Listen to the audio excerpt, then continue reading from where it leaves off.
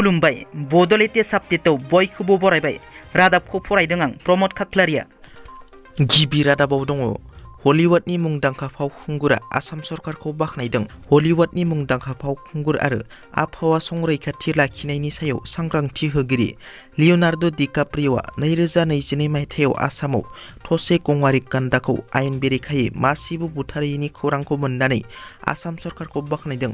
मैया लिय'नार्द' डिकाप्रिय'आ गावनि इन्स्टाग्राम एकाउन्टआव मोनसे पस्टनि गेजेरजों 2000 मायथाइनिफ्राय 2021 मायथाइसिम काजिरङा माहारियारि हाग्रामायाव गासै 150 थसे गंआरि गान्दाखौ आयेन बेरेखायै बुथारनायखौ नोजोर होनानै आरो बेखौ होबथानो थाखाय आसाम सरकारा थांखि लानाया जाफुंसार जाबाय। लोगोसे बिनि फिथाइ महरै 2022 मायथाइयाव मासेबो गान्दा बुथारनायखौ नुनो मोनाखै होनना फोरमायनायजों लोगोसे आसाम सरकारखौ बाख्नायदों।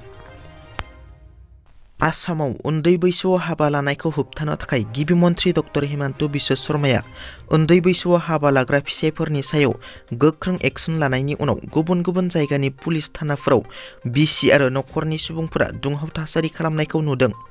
आसामाव आयेन बेरेखा उन्दै बैसोआव हाबा लानाय हमजानाय सुबुंनि अनजिमाया दिनैसिम 2763 मोनहैबाय। बेनि गेजेराव धुब्रीयाव बांसिन फिसायफोरा हमजादों। उन्दै बैसोआव हाबा लाना हमजानाय फिसायफोरनि फारिलाइयाव धुब्री जिल्लाया सेथियाव दं। धुब्री जिल्लायाव दिनैसिम गासै 383 फिसायफोरा हमजाबाय। दिनै 10 फेब्रुवारि बर'नि नैथि गोरोबथा बिटिसि गोरोबथा सान। 2003 मायथाइयाव जानाय बर'नि नैथि गोरोबथा बिटिसि गोरोबथानि दिनै 21थि जोनोम सान। बोसोरफ्रोमबो खुंफुंनाय बादिनो दिनैबो बिटिसि गोरोबथा सानखौ मेहेरगोनाङै खुंगोन। बिटिसिनि मोनफ्रोमबो ब्लक लेभेलाव बिपिएफ दोलोनि बिटिसि गोरोबथा सानखौ खुंफुंनाय जागोन। लोगोसे देबरगावआव थानाय बड'लेण्ड मार्टियार्स सिमेट्रियावबो खुंफुंनाय जागोन बिटिसि गोरोबथा सानखौ। मख'नो गोनांदि 2003 मायथाइनि 10 फेब्रुवारि दिनैनि सानावनो आसाम सरकार, मिरु सरकार आरो बिएलटिनि गेजेराव बिटिसि गोरोबथाया जादोंमोन।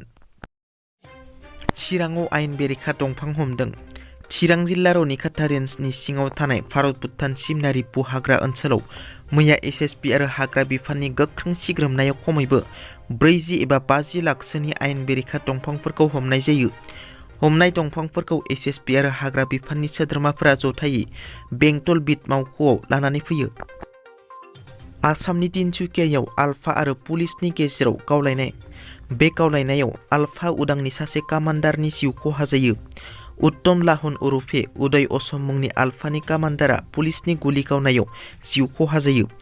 उदय असमखौ हरनि 1:30 समाव गावथारो।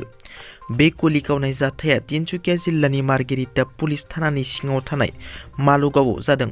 आसामनि डिजिपि जिपि सिंहनि सुपारभाइजनाव बे आलफानि सायाव सिग्रोमनायखौ खालामो पुलिसआ।